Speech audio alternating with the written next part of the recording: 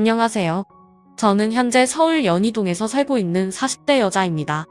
최근에 복잡한 사건이 해결되고 어느 정도 여유가 생겨서 사연을 신청하게 되었습니다. 지금 생각해봐도 너무 어이가 없는 일이라 저는 뇌가 없는 사람인 줄 알았습니다. 3년 전에 아주버님이 늦은 결혼을 했었는데 10년간 결혼 생활을 하면서 지켜본 결과 왜 여자가 생기지 않는지 이해가 될 정도로 어느 여자가 봐도 정말 한심해 보이는 사람이었습니다. 게으르고 하는 거 없이 맨날 짐에만 처박혀서 컴퓨터 앞에서 떠나지 않은 아주버님을 어느 여자가 좋아하겠어요. 시부모님한테 재산이 많다 보니 그거 하나 믿고 아무것도 하지 않았습니다. 시댁 집안에서 제일 불필요한 사람이었고 차라리 없는 게 속 편할 정도로 시부모님도 이미 두 손 두 발 들고 포기한 상태였죠. 저는 그런 아주버님이 도대체 무슨 생각으로 사는지 이해를 할 수가 없었어요. 주어진 삶이 여러 번 있는 것도 아니고 시간을 되돌릴 수 없는 한 번뿐인 인생인데 그 시간을 너무 아깝게 허비를 하는 것 같아 모두가 시댁에 모여 식사를 할 때 아주버님한테 하고 싶은 일이 있는지 슬쩍 말을 던졌습니다. 밥을 먹으면서 핸드폰에 눈을 떼지 못하던 아주버님은 제 말에 대꾸조차 하지 않다가 시모가 사람이 물어보면 대답을 해야 되지 않냐고 아주버님의 핸드폰을 빼앗아 식탁에 쾅 하고 내려놓으셨어요.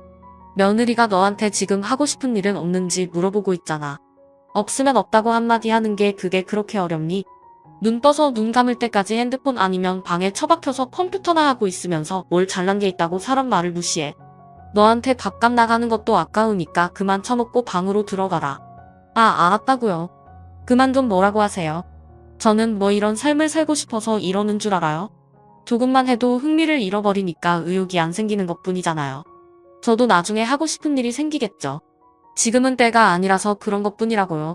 알아서 할 테니까 저 좀 제발 그냥 놔두세요.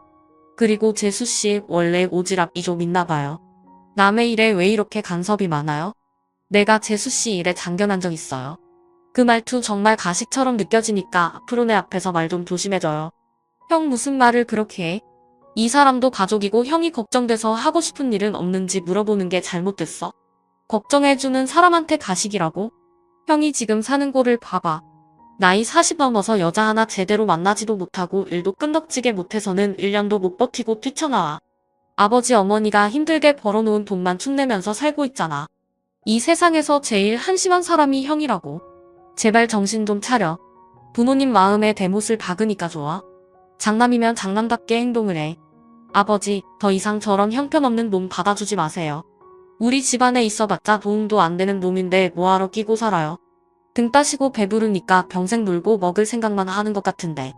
저런 놈은 고생 좀 해봐야 된다고요. 오래간만에 집에 오는 건데 저도 편하게 있다가 가고 싶다고요. 아주버님 때문에 다들 지쳐 있었고 집안 분위기는 난리도 아니었어요.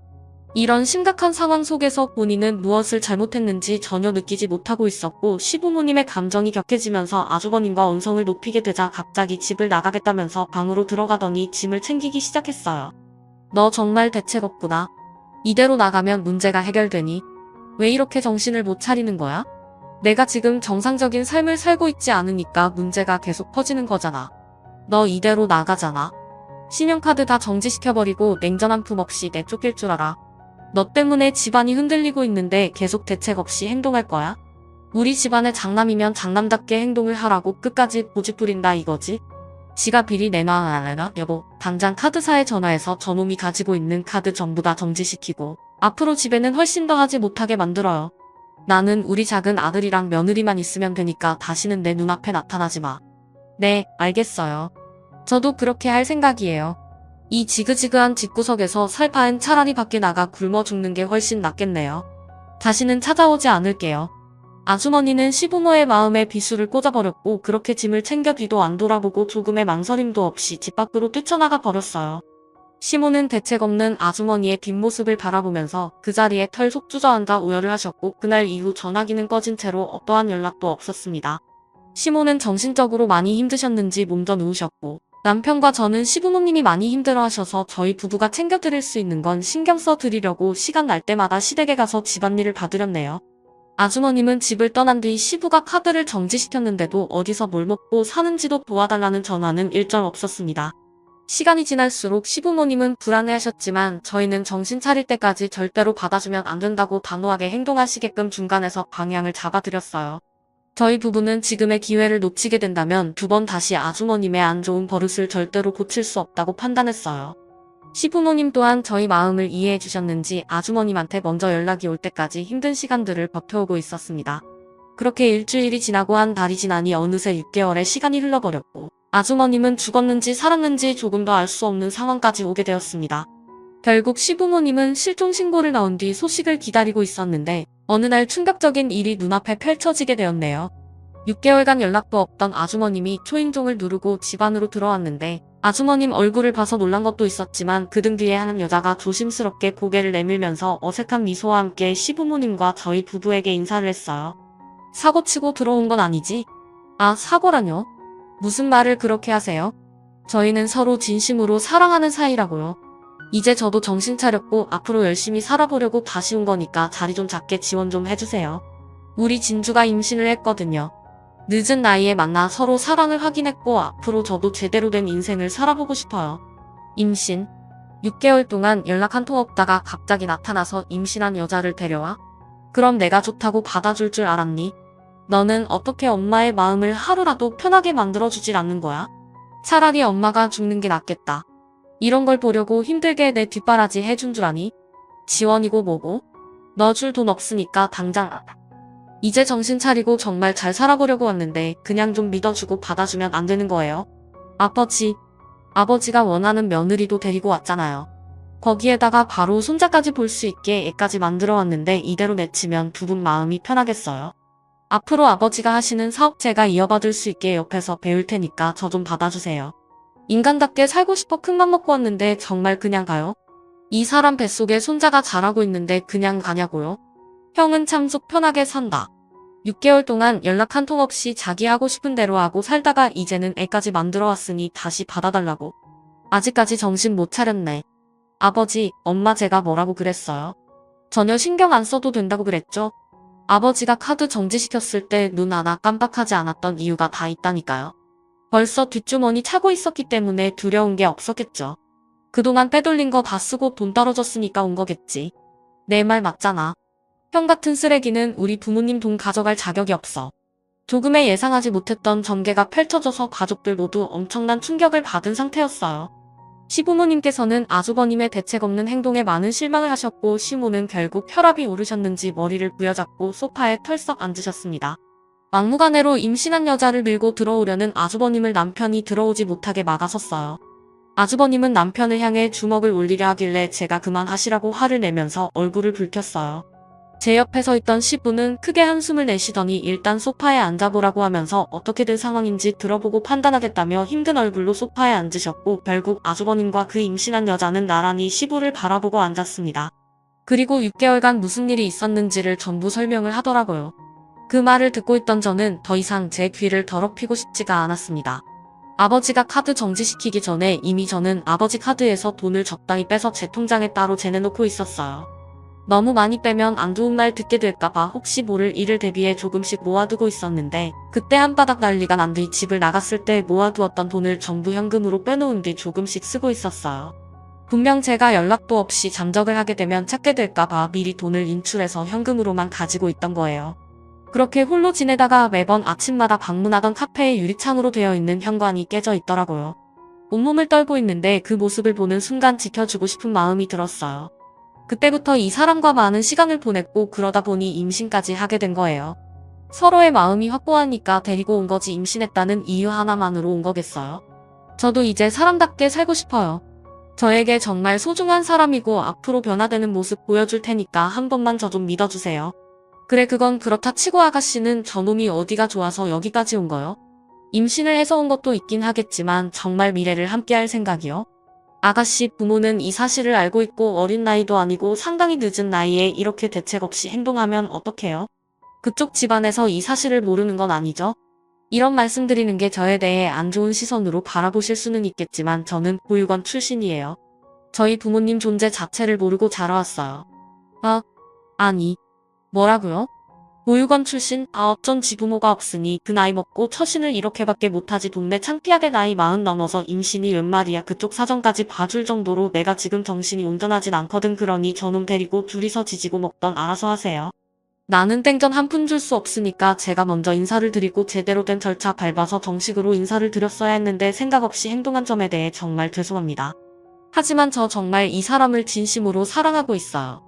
평생을 함께하고 싶고 이 사람 없으면 더는 못 살 것 같아요. 많이 노여우시겠지만 저희 결혼 허락해주시면 안 될까요? 이 사람이 그동안 못했던 거 제가 대신 앞으로 2배, 3배 더 잘하도록 할게요.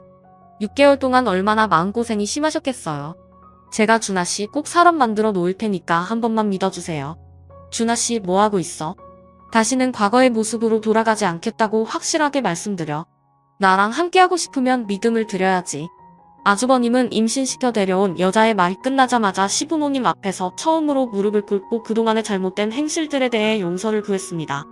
그 모습을 본 시부모님은 당황스러워하셨고 남편은 무릎 꿇고 있던 아주버님의 모습을 보고 전부 다 연기하는 거라면서 절대로 속으면 안 된다고 큰 소리를 쳤어요. 시부모님은 아주버님의 처음 본 모습에 깊은 고민에 빠지셨고 쉽게 입을 떼지 못했는데 그때 임신한 여자가 테이블 위로 결정적인 물건 하나를 올려놓았어요.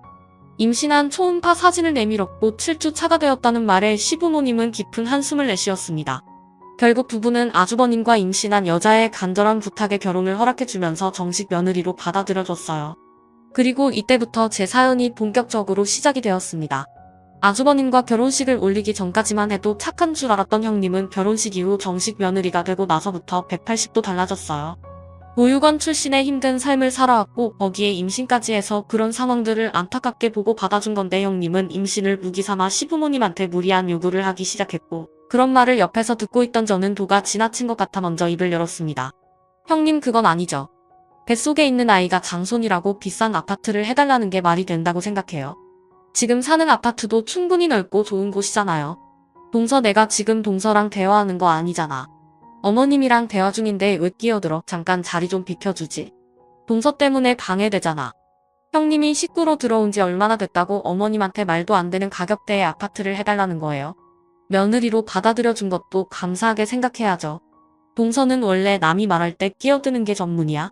내가 어머님이랑 단둘이 대화하고 싶다고 했었잖아. 어머님 동서 좀 밖으로 나가라고 하면 안 될까요? 그래 일단 작은 애는 잠깐 거실에 있어라. 무슨 이유 때문인지 한번 드러나보자. 너무 터무니없이 무리한 요구를 하면 나도 들어주는 건 힘들다. 시모와 형님의 대화에 제가 끼어들자. 저를 불편하게 생각하면서 자기가 원하는 방향대로 흘러가지 않자 기분이 많이 안 좋았는지 시모에게 불만을 털어놨고 가족의 분열을 원하지 않았던 시모는 저보고 잠깐 나가 있어달라면서 형님이 구체적으로 무엇을 원하는지 들어보고 싶어 하셨어요. 형님이 도대체 무슨 생각으로 시모에게 아파트를 해달라는 말을 한 건지 자세하게 들어보려고 방문에 귀를 기울였습니다. 어머님 지금 가지고 계신 아파트 이번에 입주자가 이사가면서 새 입주자가 아직 들어오지 않았다면서요. 저도 어제 그 애한테 들었거든요. 지금 살고 있는 집, 곧 태어날 아이랑 살기엔 좀 적응감이 있는 것 같아서요. 그래도 34평이면 아무래도 아이한테 필요한 물건 들여놓다 보면 34평도 많이 작잖아요. 그리고 살짝 외곽 지역이라 좀 더 번화가에서 생활하고 싶은데 어머님이 가지고 계신 아파트가 딱 시내 중간에 있잖아요. 거기에다가 50평이면 저희 세 식구 정말 넓게 사용할 수 있을 것 같아요. 그리고 저는 더 나이 들기 전에 아이 하나 더 낳을 생각이었는데 어머님이 지원만 해주시면 둘도 아닌 셋도 낳을 수 있어요. 힘 닿는 데까지 많이 나와서 시끌벅적한 대가족 만들 테니 저희 좀 도와주시면 안 될까요? 아버님이 하시던 일 정리하셨다면서요. 남은 시간 가족들과 함께 지내고 싶어서 큰 결정 내리셨다는데 앞으로 태어날 손주들 재롱 보시면서 살아가시려면 저희도 그런 환경이 조성이 돼야 아이를 많이 가지지 않겠어요? 그렇게 해주실 수 있죠? 그동안 많이 벌어오셨고 저희한테 아파트 한 채 주신다고 생활에 지장도 없으시잖아요.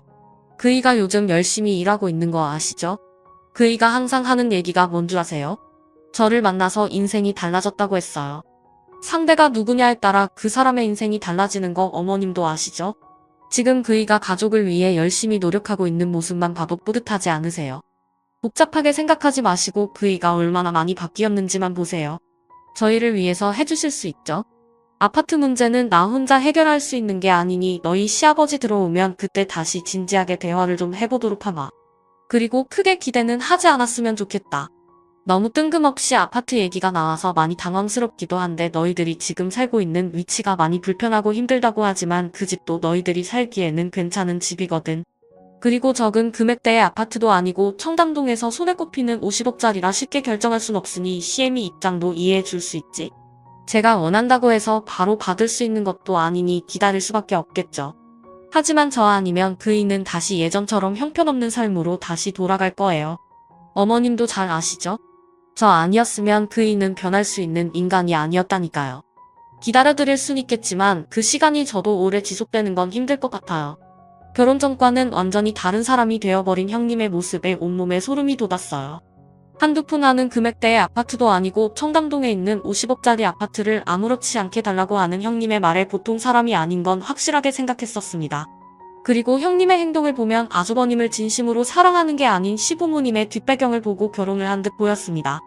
돈에 대한 씀씀이도 상당했었지만 그 돈을 충당해주는 건 전부 아주버님이었어요. 40이 넘는 나이 동안 기술을 배운 것도 아니고 할 줄 아는 게 아무것도 없어서 아르바이트 정도 하면서 시부모님한테 돈을 받아 생활비로 쓰고 있는 정도였어요. 아주버님이 변하려고 노력하는 것 하나만으로도 크게 보셨고 형님 내외가 앞으로 잘 살아갔길 진심으로 응원하셨습니다. 그런데 그런 감사함은 모른 채 아파트를 달라고 당당하게 요구하는 형님을 보니 아주버님이 결혼을 잘못했다는 걸 알게 되었고 형님이 거실로 나와 방으로 들어갔을 때 시모와 급하게 대화를 나눴어요. 시모는 굳어진 얼굴 표정으로 깊은 생각에 빠지셨고 저는 앞으로 어떤 결정을 내리실 거냐고 여쭤봤는데 시모는 시부와 대화를 해봐야 할 것 같다며 머리가 많이 지끈거리셨는지 눕고 싶어 하시길래 조용히 방문을 닫고 나왔습니다. 그리고 방으로 들어가 버린 형님의 방문을 두드렸고 잠깐 대화 좀 하자며 안으로 들어갔어요. 저를 경계하듯 쳐다보고 있던 형님은 기분 나쁜 얼굴 표정으로 저에게 쏘아붙이듯 무슨 말이 하고 싶어서 들어왔냐고 짜증을 냈습니다. 제가 무슨 말을 하고 싶겠어요. 그 아파트에 입주한다고 삶이 많이 달라지는 것도 아닌데 굳이 그 아파트를 달라고 해서 뭐 하려고요? 그 아파트에서 살면 삶이 달라질 것 같아요. 비싼 집에 들어갔으니 집안을 비싼 물건으로 채워 넣어야 할 것 같고 다른 사람들이 외제차 타고 다니니까 형님이랑 아주버님도 고가의 외제차를 타고 싶겠죠. 점점 욕심은 늘어갈 테고 그렇게 되면 집안 분위기는 안 좋아질 거라는 건 생각 안 해봤어요. 제가 봤을 땐 지금 살고 있는 집도 충분하게 느껴지는데요. 괜한 욕심은 화를 불러일으킨다는 거 모르세요? 그리고 아버님, 어머님께서는 형님이 마음에 들어서 받아준 게 아니라는 것도 아실 텐데요. 너무 당연시하게 요구하시니까 정말 당황스럽네요. 새 식구로 들어온 지 이제 7개월째인데 어떻게 50억 아파트를 달라고 할 수 있는지 정말 대단하십니다. 살면서 형님처럼 철판 두꺼운 사람은 처음 보는 것 같아요. 그렇다고 아버님, 어머님께 잘 보이려고 노력하는 모습을 보이는 것도 아니잖아요. 내가 갑자기 나타나서 동서 자리를 깨칠까봐 걱정돼 그이가 이 집 장남 아니야. 그럼 당연하게 요구할 수 있는 것들이라고. 두 분께서 돌아가시면 그 많은 재산 우리 그이가 어차피 다 받게 되는 거고 그 집도 우리 그이께 될 텐데 동서가 이래라 저래라 할 위치는 아니지. 나 좀 누워야 할 것 같으니까 그만 나가줬으면 좋겠는데 내가 그이 사람 만들어준 것만도 감사하게 생각해야 되는 거라고. 특별한 기술도 없는 사람이 나랑 결혼하고 나서 하루도 안 빠지고 밖에서 일하는 거 보면 몰라? 전 재산을 줘도 모자랄 판에. 재산도 엄청 많은 집안에서 그 일한 거 태어날 아이를 위해 50억짜리 아파트 하나 달라는 게 동서한테 싫은 소리 들어야 될 정도로 내가 실수했다고는 안 보이네. 그리고 나 임신한 거 안 보여? 노후산이라 조심해야 되는데 동서 때문에 스트레스 받아서 유산이라도 하면 책임질 거야. 형님과는 대화 자체도 통하지 않았지만 제 기분이 더 안 좋았던 건 모든 걸 당연시하게 생각하는 게 저를 화가 나게 만들었습니다. 그날 저녁 가족들이 한자리에 모였고 형님이 요구한 50억짜리 아파트 문제로 시부모님이 방에서 진지한 대화를 이어나갔습니다. 그리고 잠시 뒤 방에서 나온 시부가 모두를 불러보았습니다. 정담동에 있는 그 아파트 너희들한테 주기로 결정 내렸다. 내가 그래도 늦게나마 정신을 차린 것 같고 큰며느리와 결혼하고 나서 지금까지 단 한 번도 가정이 서운한 적 없이 살아온 걸 봤을 때 어느 정도 책임감도 느끼고 앞으로도 열심히 살아갈 것 같아. 아버지가 너를 한번 믿어주도록 하마. 내가 지금까지 힘들게 돈을 벌어 모았던 이유가 나 혼자 잘 살자고 그런 것도 아니고 우리 가족 전부 잘 먹고 잘 살자고 지금까지 힘들게 달려왔었고 최근까지도 일에 매달렸던 건 그만큼 가장의 무게는 무겁고 끝까지 가족을 위해 희생을 해야 된다는 거다. 나도 이제 체력적으로도 많이 힘들고 지금까지 무리하게 버티면서 이끌어온 사업을 정리하게 됐지만 그래도 후회는 없고 남은 인생은 너희 엄마랑 같이 노후를 즐기면서 살아가려고 이미 계획 중이었다. 공기 좋은 곳에 벌써 집도 알아놨으니 명절 때나 가끔 얼굴 보는 걸로 하자. 내가 가지고 있던 재산들은 전부 처분한 상태지만 아직 청담동 아파트 하나 남았고 지금 너희들과 함께하고 있는 이 집 이렇게 총 2개 남겨놨다. 왜 집을 2개나 남겨놨는지 대충 알겠지? 청담동 집을 큰며느리가 원했으니 거기는 너희들이 살고 이 집은 작은 아들과 작은 며느리가 살면 될 것 같다. 두 집 다 시세는 어느 정도 비슷한 것 같은데 이 정도면 서로 불만 없을 것 같은데 어떤 조건이 마음에 드니? 아, 아버님 잠깐만요. 그러니까 청담동 아파트를 이 사람한테 주시겠다는 거죠? 그런데 이 집은 왜 서방님한테 주려는 건데요? 연희동 집값도 상당히 비싼 걸로 알고 있는데 조건이 똑같으면 그건 좀 불공평한 거 아니에요? 그래도 이의가 장남인데 똑같이 나누는 건 아닌 것 같아요. 다른 거라도 더 얹어주셔야죠. 병수님, 이제 그만 좀 하시죠. 지금 받는 것도 상당히 가분하다는 거 모르세요? 동네에서 작은 카페 하나 운영해 오다가 우리 형 만나 인생 폈으면 감사하게 받고 조용히 입 다물고 있으면 되지 뭘 잘났다고 더 달라고 입을 벌리고 있어요. 우리 아버지가 큰맘 먹고 내린 결정에 토칠 거예요. 너 형수한테 그게 무슨 말버릇이야? 너희 형수가 틀린 말 한 것도 아니잖아. 아버지가 가지고 계신 재산이 월등하게 많으니까 좀 더 달라는 거잖아. 형이 뭘 안다고 그래? 지금 우리가 누리고 있는 모든 것들이 당연한 거야. 아버지의 피와 땀이 묻어있는 재산들이라고 밖에 나가서 하루 종일 일하고 들어와 꼴랑 300원짜리 받는 주제에 50억짜리 아파트 한 채 주면 감사하게 생각하고 엎드릴 줄 알아야지. 돈에 환장했어. 아버지, 다 필요 없으니까 아무것도 주지 마세요. 저희도 받지 않을게요. 힘들게 철강 사업 이끌어 오시면서 형이 조금이라도 도와준 적 있어요? 회사 이어받을 생각도 하지 않고 집에만 처박혀 밥만 축내던 형한테 50억짜리 아파트 주면 분명 공중분해될 게 편하다고요. 자식 새끼 10손가락 깨물면 안 아픈 손가락 없다 하지만 그 자식 하나 때문에 집안 품비 확산 나는 건 시간 문제라고요. 꼴랑 7개월 일 좀 했다고 우스대는데 형이 얼마나 오래 버틸 것 같은데. 내가 봤을 때 병원 50억 아파트 받는 순간 그거 처분하고 그 돈으로 흥청망청 생활하면서 쓰다가 전부 탕진하면 또 기어들어와서 손 벌리겠지. 그때 형수님은 또 임신한 몸으로 들어와서 뱃속에 있는 손주 핑계대면서 우리 부모님 협박하려 들 거고 주머니 탈탈 털어 더 이상 나올 게 없으면 그땐 분명 가차없이 버릴 거야. 내 말이 틀려? 뭐 이 자식아 형한테 못할 말이 없어. 마음 잡고 열심히 살고 있는데 지금 말 다 했어. 아버지 얘가 하는 행동을 보세요. 이게 맞는 거예요? 다들 그만들 뭐해라. 내가 너희들 싸우라고 집 한 채씩 남겨준 줄 알아. 한 번만 더 내 앞에서 큰 소리치고 얼굴 붉히면 댕전 한 푼 없을 줄 알아? 더 달지 말고 주는 대로 바닥 가거라.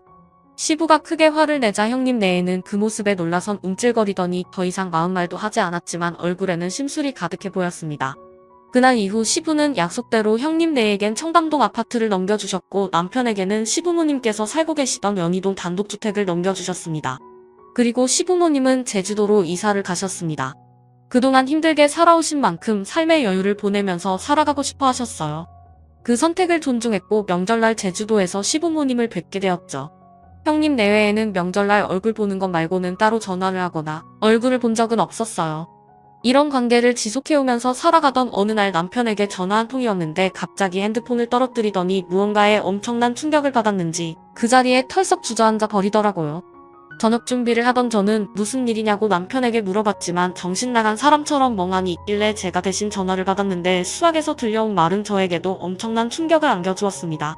시부모님 추락 사고를 당해 급하게 응급실로 옮겨졌지만 병원에 도착하는 순간 두 분 다 한 날 1시에 세상을 떠났다는 충격적인 상황을 설명해 주었네요.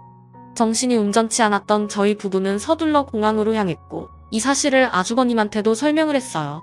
저희가 먼저 도착해 시부모님의 모습을 확인했고 남편은 그 자리에 주저앉아 병원이 떠나갈 정도로 오열을 하며 가슴을 내리쳤습니다. 그리고 뒤늦게 도착한 형님 내에도 시부모님이 돌아가신 거에 많은 충격을 받았는지 시부모님을 바라만 보고 있었어요. 도저히 믿기지가 않은 현실을 받아들이는 게 쉽지 않았지만 물 흘러가듯 장례가 진행이 되었습니다. 그렇게 3일장을 끝낸 뒤 시부모님이 그동안 남겨두신 것들을 하나둘 정리하고 있었는데 제주도에 있는 시부모님 집에서 형님이 갑자기 불만을 터뜨렸습니다. 귀엽고 내 말 안 듣고 기부를 한 거야? 가족을 위해 돈을 쓰라니까 왜 남은 재산을 전부 기부를 한 건데? 당신도 이거 좀 봐봐. 감사장 한번 보라고. 이 정도 돈이면 평생 놀고 먹고 할 수 있는 돈인데 남들이 해준 게 뭐가 있다고 우리 배보다 왜 남의 배를 불려주는 건데? 80억이 장난도 아니고 어떻게 한 번에 전 재산을 기부해버리냐고. 여보, 이 집 얼마지? 꼭 무너질 것 같은 이 허름한 집 처분해봤자 얼마 하지도 않지. 어차피 가실 거였으면 재산은 건들지 않고 내버려뒀으면 얼마나 좋아. 돈 될 만한 게 하나도 없잖아. 여보, 우리 앞으로 어떻게 하면 좋아? 여보 말만 믿고 투자했다가 우리 길거리에 나은 게 생겼다고. 나도 생각 좀 해보게. 좀 기다려 봐봐. 내가 이럴 줄 알았냐? 아버지 사고 나기 전에 돈 받아놨어야 했는데 그것까지 안 주셔서 어쩔 수 없이 올라갈 수밖에 없었다고. 무조건 받아냈어야지. 우리 50억 어쩔 거야? 그럼 이 집에서 살아야 되는 거야? 당신이 대박 칠 수 있다고 해서 나는 그 말만 믿고 모든 걸 걸었다고. 이게 다 무슨 말이야? 그러니까 아버지가 형한테 남겨준 50억 아파트를 한 번에 날려먹었다는 거야. 그리고 얼마 전에 아버지 만나러 왔었어? 뭐가 어떻게 돌아가는 거야? 형이 받은 그 재산 아버지가 얼마나 힘들게 벌어모았는지 몰라서 생각 없이 투자를 한 거냐고.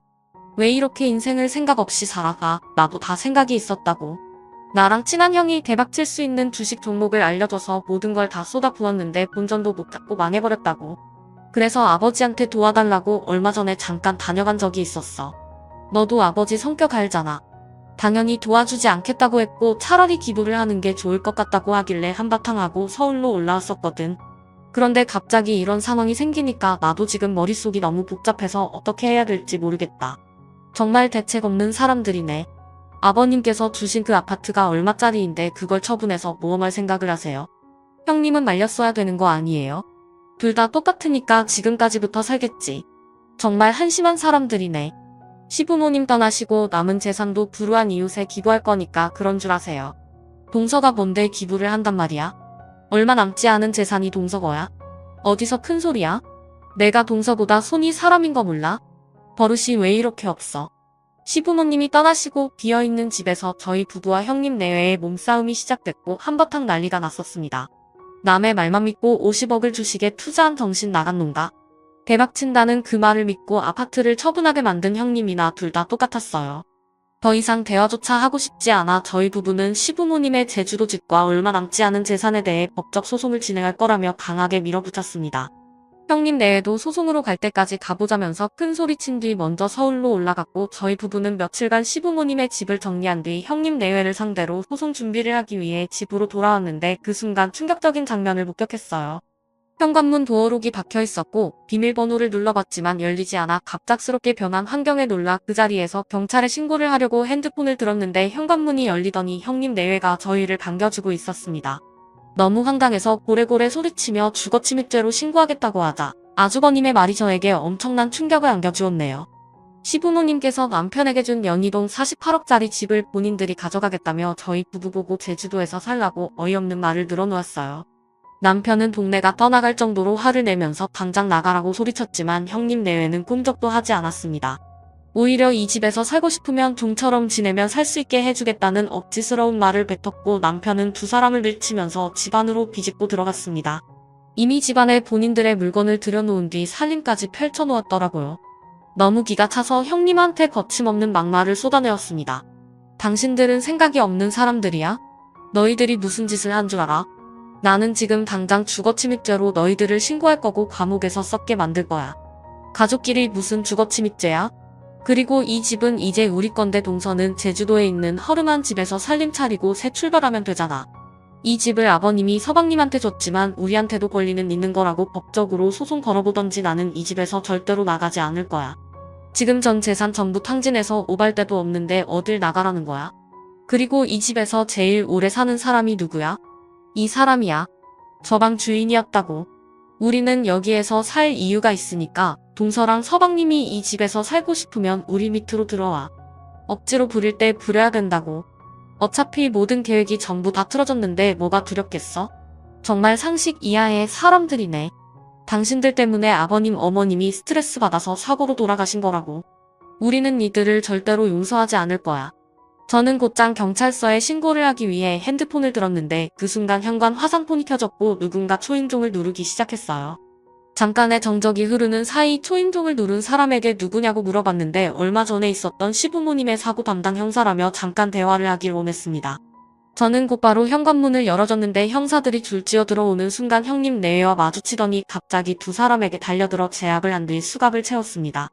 순식간에 일어난 돌발 상황이라 아무것도 파악이 되지 않았던 저희 부부는 무슨 일이냐고 담당 형사에게 현재 상황에 대해 설명을 부탁했는데 담당 형사가 아무 말 없이 핸드폰을 꺼내 저희 부부에게 영상 하나를 보여준 순간 남편이 형님 내외를 개패듯이 발길질하며 무력을 행사했어요. 저는 핸드폰 영상 속의 인물들을 보고 경악을 했고 온몸에 소름이 돋았습니다. 형님은 시부모님 차 앞에서 망을 보고 있었고 아주버님은 차 밑에 들어가 무언가를 만지는 듯 보였어요. 그리고 담당 형사가 저에게 보여준 증거물은 브레이크 선을 절단하고 던져버린 가위였습니다. 현장에서 멀리 떨어지지 않은 곳에서 발견을 했는데 지문 감식 결과 아주버님의 지문으로 확인이 되었고 그 말을 듣자마자 저 또한 제정신이 아니었습니다. 아주버님이 형님을 만나 결혼을 하면서 일자리를 알아봤는데 그 일이 바로 정비 일이었어요. 형님이 평생 직업이라면서 적극적으로 밀어붙였던 일이었죠. 두 옆놈들이 연행이 되고 나서 나중에 받게 된 진술은 시부모님의 생명보험금과 재산을 노리고 세운 계획적인 범행이었습니다. 인적이 드문 저녁 시간을 틈타 CCTV가 비추지 않고 있는 사각지대에서 범행을 저지르려 했지만 미처 발견하지 못한 방범용 CCTV에 흔적을 남기게 되었던 거였습니다. 그리고 시부모님의 차량의 브레이크선이 절단된 것도 확인을 할 수가 있었어요. 정말 상상도 못할 일이었고 돈 때문에 이런 말도 안 되는 범행을 저질렀다는 거에 그 인간들을 용서할 수가 없었습니다. 결국 두 옆놈들은 계획적인 범행으로 시부모님을 돌아가시게 만든 죄에 대한 값으로 징역 25년형을 받았습니다. 무기징역보다 그 이상의 처벌을 받지 못한 거에 대해 너무 화가 납니다. 저희 부부는 아직까지 눈앞에 펼쳐진 현실을 받아들이지 못해 상당히 힘든 상태이고 형님의 아이를 저희 가족이 돌보고 있는 중입니다. 요즘 여러 가지로 생각이 너무 많아서 머리가 깨질 것 같지만 하나하나 풀어나가다 보면 언젠간 길이 보이겠지만 우울증을 극복하기란 쉽지 않은 것 같네요. 남편은 더 이상 이 땅에서 살고 싶지 않다면서 이민을 생각하고 있어요. 형님의 아이한테도 그게 정서적으로 더 좋을 것 같습니다. 아직 3살밖에 안 됐기 때문에 그냥 제 아들로 받아들이는 게 속 편할 것 같아요. 이 세상에서 돈이 아무리 중요하다고 하지만 자신을 낳아준 부모에게 해서는 안 될 행동을 저지른 그 사람과 이런 일을 계획했던 그 여자가 2번 다시 세상 밖으로 나오지 않길 바랄 뿐입니다. 힘든 시간들을 이겨내고 있는 저희 가족들이 앞으로 이 상황을 잘 헤쳐나갔으면 좋겠어요. 제 사연 들어주셔서 감사합니다.